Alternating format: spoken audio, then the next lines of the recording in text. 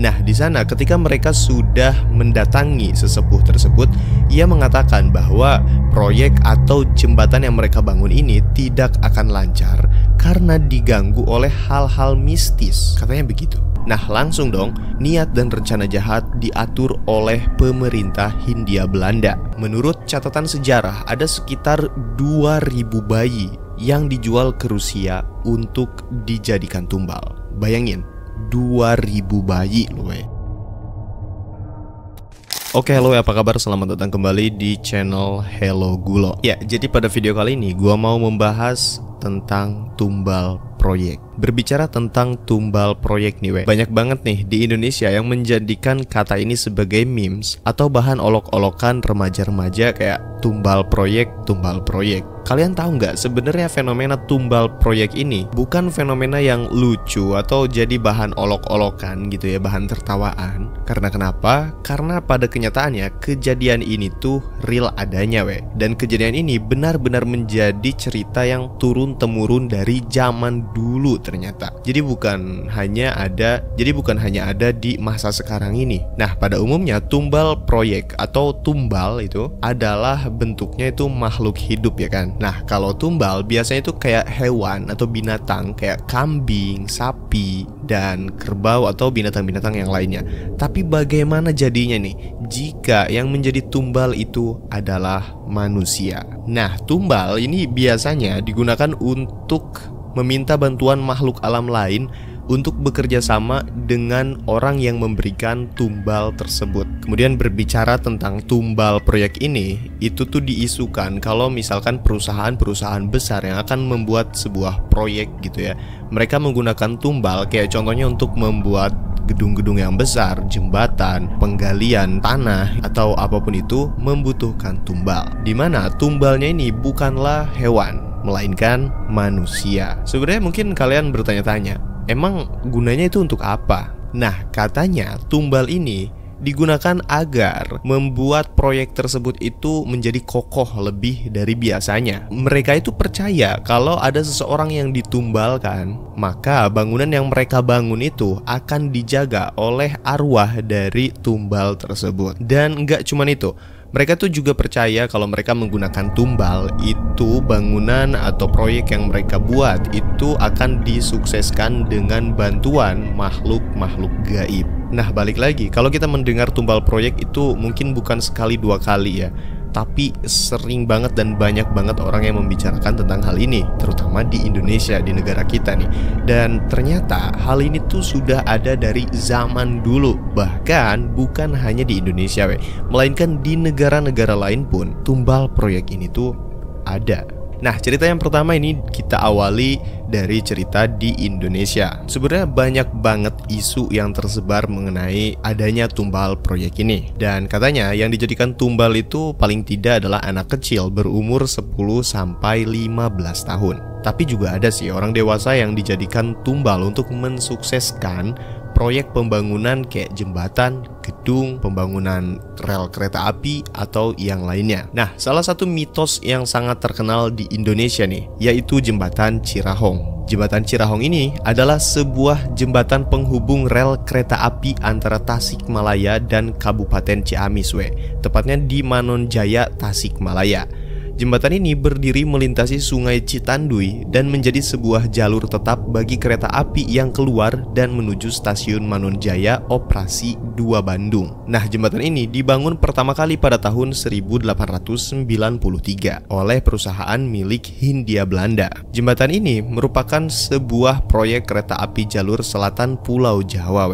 Jembatan Cirahong ini memiliki arsitektur yang cukup unik, di mana ini merupakan satu-satunya di Indonesia rel kereta api dengan konstruksi baja disusun bertingkat, di mana rusuk pela itu untuk lalu lintas bawah dan rusuk kontinu untuk lalu lintas atas. Nah, kisah ini bermula ketika Hindia Belanda ini pertama kali membangun rel kereta api ini. Konon katanya dulu mereka mengunjungi sesepuh desa yang bernama Suskasna. Nah, di sana ketika mereka sudah mendatangi sesepuh tersebut, ia mengatakan bahwa proyek atau jembatan yang mereka bangun ini tidak akan lancar karena diganggu oleh hal-hal mistis, katanya begitu. Lalu awalnya pemerintah Hindia Belanda ini nggak percaya dengan perkataan sesepuh Suskasna ini. Sampai akhirnya ya mereka tetaplah melanjutkan proyek yang sudah berjalan. Namun ternyata banyak sekali kejadian-kejadian aneh yang terjadi, dimana katanya mereka tuh kayak diganggu oleh kejadian yang nggak masuk akal. Misalkan tiba-tiba air sungai Citanduy ini tiba-tiba meluap padahal nggak ada hujan. Dan hal ini tentunya menghambat proses pembangunan pondasi dari rel kereta api tersebut. Lalu kembalilah pemerintah Hindia Belanda ini mendatangi sesepuh Suskasna ini dan meminta bantuan. Lalu sang sesepuh Suskasna ini melakukan semacam komunikasi lagi dengan penghuni gaib yang berada di lokasi pembangunan proyek tersebut. Barulah diketahui ternyata sang penghuni yang mendiami lokasi tersebut adalah siluman ular yang bernama Nyai Odah dan Aki Bohang. Kedua siluman ini mengaku bahwa mereka itu terganggu dengan adanya proyek pembangunan tersebut dan mereka meminta tumbal sebagai izin dari proyek itu. Dan tumbalnya ini nggak main-main. Mereka meminta manusia yang baru saja menikah yaitu pengantin pria dan pengantin wanita. Kemudian kebetulannya di saat itu ada kabar nih bahwa salah satu buruh yang bekerja di proyek jembatan Cirahong ini akan melaksanakan pernikahan. Nah langsung dong niat dan rencana jahat diatur oleh pemerintah Hindia Belanda, yang dimana mereka akan menculik pasangan yang baru saja menikah itu.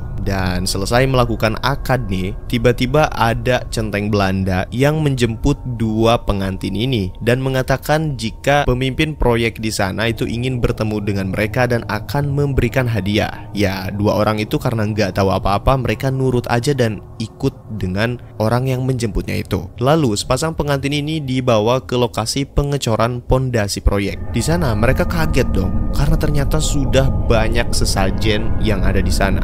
Dan katanya sepasang kekasih ini tuh kemudian diikat dan dilemparkan ke dalam lubang pondasi.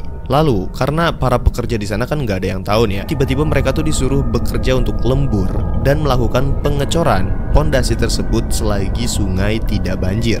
Lalulah dari atas adonan semen dan batu-batu digelontorkan ke dalam lubang pondasi tersebut dan menimpa kedua pasangan ini. Nasib tragis bagi pasangan ini, akhirnya mereka meninggal di dalam adonan semen atau ikut bersama pondasi dan ikut membatu dan mengeras tanpa ada udara di dalam pondasi jembatan kereta api tersebut. Nah, menurut hasil retrokognisi atau semacam penyelidikan paranormal gitu ya, sukma dari pasangan ini hingga saat ini masih mendiami lokasi tersebut dan mereka masih terperangkap di alam astral di lokasi tersebut. Sukma sang pengantin mendiami pondasi bagian tengah, sementara Nyai Odah dan Ki Bohang mendiami posisi samping kanan dan samping kiri jembatan. Nah, apakah kalian pernah mendengar mitos ini atau menurut kalian cerita ini tuh real atau hanya sekedar mitos belaka atau cerita rakyat di sana? Coba boleh kalian tinggalkan komentar di bawah video ini. Oke, selanjutnya kita akan membahas tentang tumbal proyek yang nggak ada di Indonesia nih, melainkan di luar negeri, tepatnya di negara Siberia. Kali ini ada salah satu praktik tumbal kuno yang dilaksanakan oleh warga Siberia, di mana mereka itu mengorbankan manusia dari bagian pondasi sebuah rumah atau bangunan. Di zaman dulu mereka itu percaya bahwa dengan menumbalkan manusia hidup di pondasi rumah atau bangunan yang mereka buat, itu biasanya akan membuat bangunan tersebut tuh lebih kokoh dari bangunan-bangunan biasa. Menurut cerita nih, semakin besar rumah atau bangunan yang mereka buat itu, maka semakin banyak pula tumbal atau korban yang diperlukan karena membutuhkan energi yang lebih besar pula. Sebagai contoh kasus tumbal yang pernah terjadi di sana, kita bisa melihat dari proyek pembangunan jalur kereta api Trans-Siberian pada tahun 1891 sampai dengan 1916. Pada pondasi konstruksi jalur kereta api ini ditemukan banyak ribuan tulang belulang atau kerangka bayi, yang mana disinyalir ini tuh tulang-tulang bayi untuk tumbal demi kelancaran pembangunan proyek jalur yang menghubungkan Rusia dan Cina ini. Menurut catatan sejarah, ada sekitar 2.000 bayi yang dijual ke Rusia untuk dijadikan tumbal. Bayangin, 2.000 bayi loh.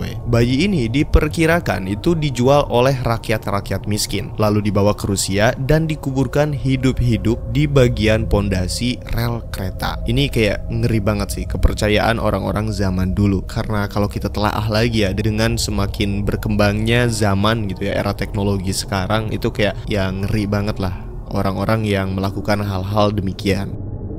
Nah, gimana setelah kalian mendengar cerita-cerita tersebut, apakah kalian menjadi percaya nih dengan adanya tumbal proyek?